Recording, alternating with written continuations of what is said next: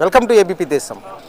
ఆంధ్రప్రదేశ్లో ఎన్నికలు జరుగుతున్న నేపథ్యంలో అందరి దృష్టి పిఠాపురం నియోజకవర్గంపైనే ఉంది. ఎందుకంటే ఇక్కడ జనసేన అధినేత పవన్ కళ్యాణ్ పిఠాపురం నుంచి పోటీ చేస్తున్న నేపథ్యంలో జనసేనాని స్థానికుడు కాదు అనే విమర్శలకు చెక్ పెడుతూ పిఠాపురంలోనే స్థిర నివాసం ఆయన ఏర్పాటు చేసుకున్నారు. అయితే ఈ స్థిర నివాసానికి సంబంధించి దీనికి సంబంధించిన భవనానికి సంబంధించి యజమానులు ఉన్నారు ఇక్కడ. వారితో మాట్లాడి మరిన్ని విషయాలు తెలుసుకునే ప్రయత్నం చేద్దాం. సార్, మీ గృహంలో ఈరోజు అంటే ఉగాది పర్వదినాన్ని పురస్కరించుకొని ఈ భవనంలో ఆయన ప్రత్యేక పూజలు చేశారు. ఆయన ఇక్కడ చాలా కార్యక్రమాలు చేశారు. ఇది ఎలా అంటే మీ యజమానిగా మీరు ఎలా ఫీల్ అవుతున్నారు? ఆయన రావడం, ఆయన చూడాలంటేనే ఒక అదృష్టం అనుకోవాలండి. దానికి తోడు ఉగాది రోజు ఆయన వచ్చి ఇక్కడ ఉగాది సెలబ్రేషన్ చేసుకున్నారంటే ఇంకా అంతకంటే ఇంకేముంటుందండి, ఇంకా అంతకంటే ఆనందం ఇంకేముండదు కదా. అంటే ఈ భవన యజమానికి సంబంధించి ఓదూరి నాగేశ్వరరావు గారు ఆదర్శ రైతు అంటున్నారు ఇక్కడ. అంటే ఈ భవనం మీరు వేరే పర్పస్ నిమిత్తం నిర్మించుకున్న పరిస్థితి ఉంది. అంటే పవన్ కళ్యాణ్ గారికి ఎలా ఇచ్చారు ఇది? అంటే పిఠాపురం నియోజకవర్గంలో మా బాధ్యత అనుకున్నాం కాబట్టి ఆయన ఇక్కడ గెలిపించుకోవాల్సిన బాధ్యత ప్రతి ఒక్కరి మీద ఉంది కాబట్టి, అలాగే ప్రతి ఒక్కరిలో మేము ఒక్కరం కాబట్టి మా బాధ్యతగా మేము బిల్డింగ్ ఇవ్వడం జరిగిందండి సార్కి. అంటే ఆయనే అడిగారు అంటారు మిమ్మల్ని అద్దె ప్రాతిపదికన లేకపోతే? లేదండి, ఆయన ఇక్కడ పిఠాపురం ఎప్పుడైతే పోటీ చేస్తానని అనౌన్స్ చేశారో ఆ రోజే సార్ మా వంతుగా మీరు ఉండడానికి మేము బిల్డింగ్ ఇస్తామని సార్కి చెప్పడం జరిగింది. వాళ్ళ టీంని పంపించారు. వాళ్ళ టీంని పంపించిన తర్వాత ఓకే ఇది అని చూసుకొని అప్పుడు వాళ్ళు రావడం జరిగింది. జాతీయ రహదారిని ఆనుకుని 3 అంతస్తుల భవనం నిర్మించారు. ఇది అంటే ఏ పర్పస్ నిమిత్తం ఇది నిర్మించారండి? ఇది నార్మల్గా మా ఇండివిజువల్గా ఒక హౌస్ కింద కట్టుకోవడం జరిగింది. అది సార్ ఇక్కడికి పోటీ చేయడం కారణంగా ఆయనకి ఇవ్వడం జరిగింది. సార్, మీరు చెప్పండి, మీరు ఆదర్శ రైతుగా ఇక్కడ మీకంటూ ఒక ఫేమ్ ఉంది. అంటే ₹1,00,000 మామిడి పండు పండించిన రైతుగా ఇక్కడ ఈ భవనం గురించి కూడా మీరు రాష్ట్ర వ్యాప్తంగా చర్చనీయాంశమైంది. అంటే పవన్ కళ్యాణ్ గారు ఈ ఇంట్లో ఉంటున్నారనేసి ఇది ఎలా ఫీల్ అవుతున్నారు మీరు భవన యజమానిగా? చాలా సంతోషంగా ఉందండి, చాలా సంతోషంగా ఉంది. ఇంకా మాట్లాడాలంటే మాట్లాడలేమండి. ఆయన రావడమే పెద్ద ఇది. ఆయన దగ్గర నుంచి చూడాలంటేనే కళ్ళు చల్లబడిపోతుంది ఎవరికైనా సరే, అంత పవర్ ఉంటుందండి ఆయన. అడిగిన వెంటనే మీరు ఈ బిల్డింగ్ని ఇచ్చారు అంటే మీరు మెగా ఫ్యామిలీ అభిమానుల మీరు మీ కుటుంబం అంతా కూడా? అవునండి, ఎప్పటి నుంచో చిరంజీవి గారు కూడా అప్పుడు ప్రజారాజ్యంలో మేము చేసామండి. అప్పుడు కూడా మేము ఛానల్ వరకు తిరిగామండి. గీత గారు అప్పుడు ఆవిడకి ఆ విశేషం లేదండి. ఇప్పుడు మరి ఎందుకు మరి అలా ఎదురుగా చేస్తుంది అన్నది మాకు తెలియదు. పవన్ కళ్యాణ్ స్థానికేతరుడు, పిఠాపురం వాసి కాదు అనే మాటలకు చెక్ పెడుతూ ఈ రోజున మీ భవనాన్ని ఇచ్చారు. అంటే మీ బిల్డింగ్ని ఇచ్చారు, మీరు నిర్మించుకున్నది. అంటే ఈ సమస్య ఇక్కడి నుంచి సమస్య పోయినట్టు అనుకోవచ్చా?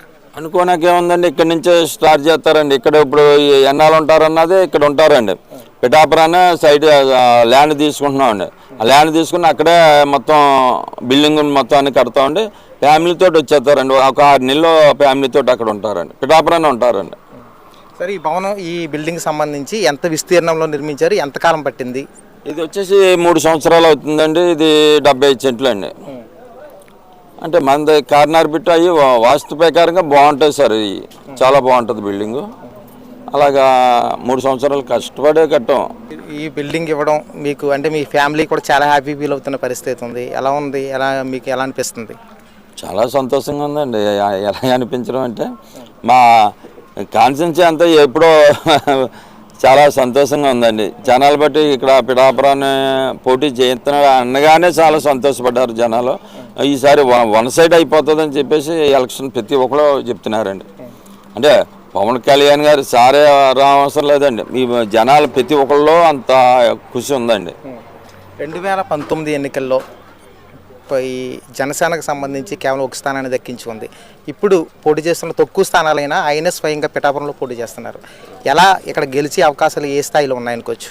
అంటే 2019లో అంటే అండి సార్ అప్పుడు పోటీ చేసిన అప్పుడు కంపల్సరీగా ఎమ్మెల్యేగా నెగ్గినండి.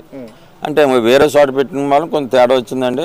ఇక్కడ మెగా ఫ్యామిలీ అభిమానులు ప్రతి ఓసీ బీసీ ఎస్టీ కాదండి, ప్రతి క్యాస్ట్లో మొత్తం అంత అభిమానులు ఉన్నారండి. ఓసీని పక్కన పెట్టండి, ఓసీయే కాదు ప్రతి క్యాస్ట్లో మొత్తం చాలా అభిమానులు ఉన్నారండి. ఈ ప్రతి ఇంటికి 2-3 ఉంటారండి అభిమానులు మెగా ఫ్యామిలీకి. ఇప్పుడు జనసేన అధినేతకి ఇక్కడ మీరు బిల్డింగ్ అద్దెకి ఇచ్చారు మీరు, అంటే ఉచితంగానైనా ఎలాగైనా ఇచ్చారు. మరి అధికార పార్టీ నుంచి ఏమైనా ఒత్తిళ్ళు ఎదుర్కొనే పరిస్థితి మీకు ఉందంటారా? అధికార పార్టీ నుంచి ఒత్తిడి ఏముంటుందండి మాకు? మేము కష్టపడి మేము ఓ సైట్ అమ్ముకోవడం, ఆ సాఫ్ట్వేర్ కంపెనీ నుంచి కొంత రావడం, అది ఇదిగా చేసి మనం బిల్డింగ్ కట్టుకున్నాం. దానికి ఒత్తిడి అంటే ఇంకా మనల్నే ఒత్తిడి చేస్తే ఇంక ఎవడ బతకలోడండి.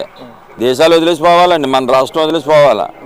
అదండి. తక్కువ సమయంలో ఎంత అందంగా తీర్చిదిద్ది మీరు జనసేన అధినేతకు కానుక ఇచ్చినట్టు కనిపిస్తుంది. ఆయన ఎలా ఫీల్ అయ్యారు బిల్డింగ్ చూసినట్టునే? చాలా ఆనందంగా, సార్కి చాలా ఆనందంగా ఉన్నారండి. సార్ కూడాను చాలా సంతోషపడ్డారండి, బాగుందన్నారు. మీరే కాదు, మీ దంపతులు ఇద్దరు ఫ్యామిలీ కుటుంబ సమేతంగా వచ్చి ఈ రోజుని ఆయన స్వాగతం పలికారు. ఈ రోజుని పూజా కార్యక్రమాల్లో పాల్గొన్నారు. ఎటువంటి పరిస్థితి, మీరు ఎటువంటి సంతోషాన్ని ఆయనతో పంచుకున్నారు?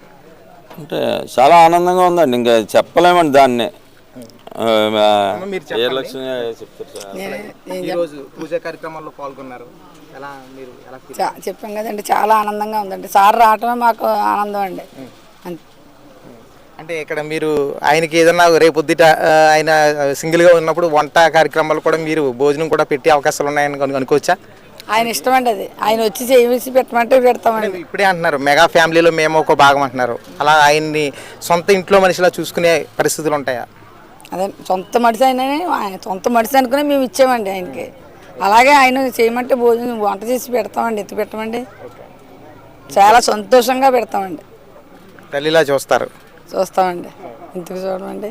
అంటే మీ ఇల్లు ప్రత్యేకంగా ఇక్కడ ఎంచుకుని ఇక్కడ ఉండడానికి ఓవరాల్గా మీరు ఏం చెప్పదలుచుకున్నారు? అంటే మీ యొక్క సంతోషం ఎలా వ్యక్తి? మా కుటుంబ సభ్యులు అందరూ ఇష్టంగానే మేము తీసుకుని ఒక నిర్ణయం ఇచ్చామండి సార్కి. ఆయన ఎన్ని రోజులు ఉండాలంటే అన్ని రోజులు ఉండి వెళ్ళొచ్చండి. గెలిచి వెళ్తారండి ఆయన 100% కూడా. ఇక్కడే ఉంటారా? ఇక్కడ ఉంటారంటే ఆయన సొంతంగా ఎక్కడన్నా తీసుకుని కట్టుకుంటారండి, అక్కడికి వెళ్తారండి. ఇక్కడ గెలిస్తేనే ఎంతండి, ఆయన చేసుకుంటేనే గెలిస్తేనే 6 నెలల్లో బిల్డింగ్ తయారు చేసేస్తారండి. ఇక్కడ ఖచ్చితంగా పవన్ కళ్యాణ్ గారు గెలిచే అవకాశాలు అయితే ఉన్నాయంటారా? 100% అండి. 1,00,000 పైనే కానీ తక్కువ ఉండదండి మెజార్టీ. చూసారండి ఇప్పుడు ఎంత జనం వచ్చేసారో. సార్ని వెళ్ళనిచ్చారండి, అది చాలదండి. ఆయన ఏం ప్రసారం చేయాల్సిన లేదండి.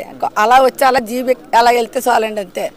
టప్టలడత పడతాయండి ఓట్లు, ఏం ఆలోచించక్కర్లేదండి. ఘన విజయాన్ని సాధించుకుని వెళ్తారండి. మా నివాసమే ఎంతో ఇది కింద మేము భావించుకుంటున్నామండి. అలాంటి నివాసంలో ఈరోజు ఆయన కాల్ పెట్టారంటే అండి, ఈరోజు రిబ్బన్ కటింగ్ ఆయనే అండి. గృహప్రవేశం 4వ తారీఖున అయిందండి. ఇప్పుడు రెండోసారి వచ్చి మళ్ళీ కళ్యాణ్ గారు ఓపెన్ చేశారండి. అంటే గీత గారు వచ్చేసి నా లోకలే, నేను లోకలే అని చెప్తున్నారు. అలా చెప్పకుండా ఉండడానికే మనం ఇప్పుడు ఈ ఇందులో సార్ వచ్చేసి ఉంటుంటా. తర్వాత మనం పిఠాపురం ల్యాండ్ తీసుకుంటున్నామండి, అక్కడే ఉంటారండి. అక్కడే బిల్డింగ్ కట్టేసి అక్కడే ఉంటారండి. సార్ ఇవాళ నుంచి ఇంకా ఇక్కడేనండి, ఇక్కడే నివాసం అండి.